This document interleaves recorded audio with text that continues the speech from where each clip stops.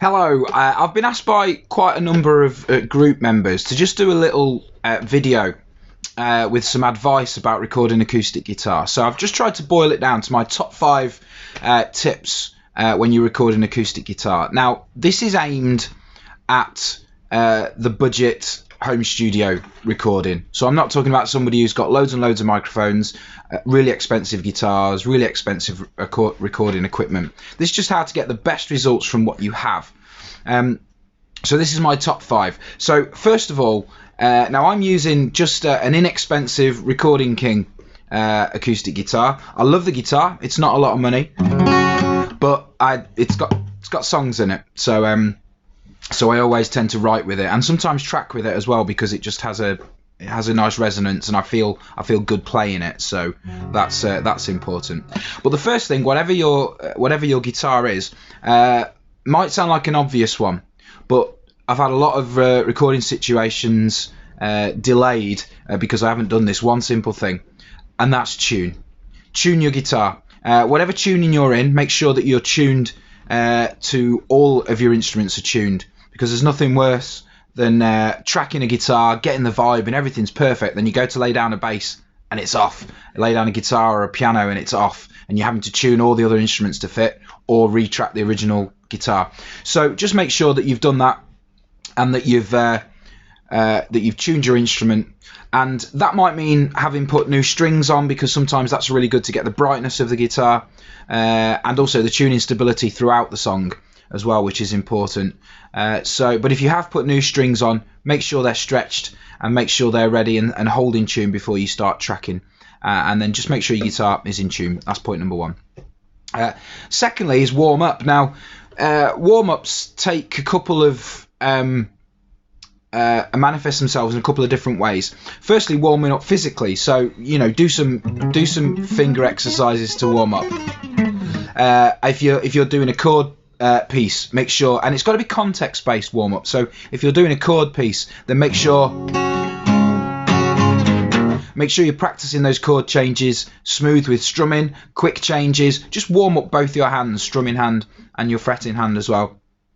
But also it's important to warm up your mind as well. So make sure that you've looked over your chord chart, looked over the lyrics, and have them handy as well, so that when you're tracking you can stay focused. I'll come back to that in a moment as well, because that may change depending on what's happening during the recording process. So second thing, make sure you're warmed up. Thirdly then, is to practice. So your warm-up will be context-based, so maybe having used the chords of the song, but also it's really important then that you have a practice.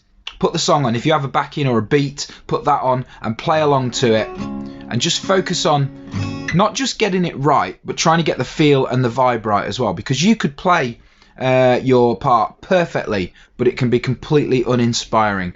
So try and find a way of losing yourself in the song when you play it. But remember, lose yourself in the song. Don't lose yourself, because you could lose focus during the song and not know where you are. But you have to stay focused and in the song, and that'll affect your performance as well. So third point, practice. Now, I also mentioned during that point, actually, I mentioned in the last one to have your lyrics and chords handy. Also, be ready that if for some reason as you're tracking, following those lyrics and chords is just pulling you away and you're not quite getting it right, then maybe it's time to switch the lyrics and the chord sheets off, learn the song so that you can play it well without looking, and then you can put more of you into what you're playing. So that's really important. There are no set rules when it comes to doing things, although some may say that there are definite set rules. But really, you've got to be prepared to change those rules to serve the song. The song is king, so that's what has to be the main thing that you focus on. So point number 4 is mic position. Now, like I say, I'm looking at the home studio recorder, somebody who doesn't have loads and loads of microphones. You may only have one decent condenser microphone. It might not even be an expensive one.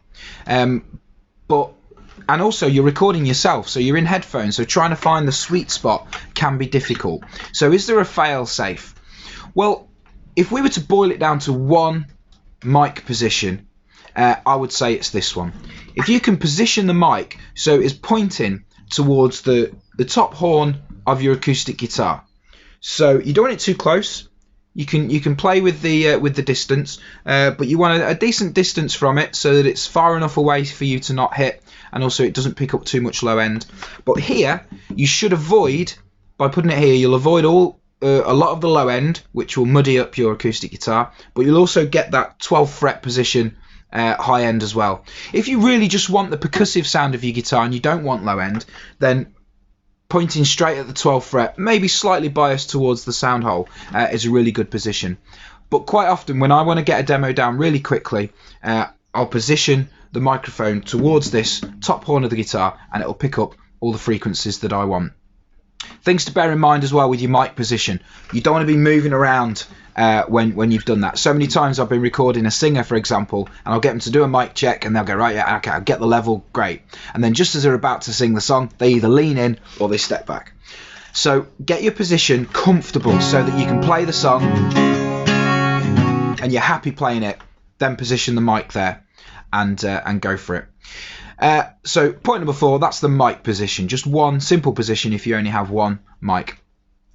And then point number 5, really important one that I kind of touched on just now, but keep still. Now during the performance you can't keep too still because you've got to move as you're playing, that's fine. But when you hit that last chord and the chord's ringing out, if you move, the sound's going to change. You may end up clonking something with your guitar like that. Your chair may creak, something may happen. So when you get to the end of there, try not to make too much breathing noise as well, but keep still. And then you can naturally fade out the acoustic as you go. So just to recap then, number 1, tune. Number 2, warm up mentally and physically. Number 3, practice and make it context based as well. Number 4, mic position. Go for that top horn of the guitar. Not too far away, but also not too close.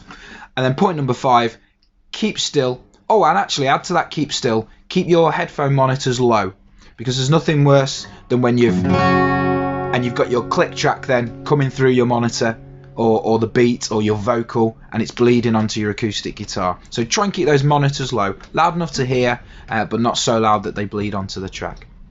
So I hope that helps. Let me know if you have any other questions that you'd like addressing in future videos, and have fun with your recording and your performance. Stay safe and always be creative.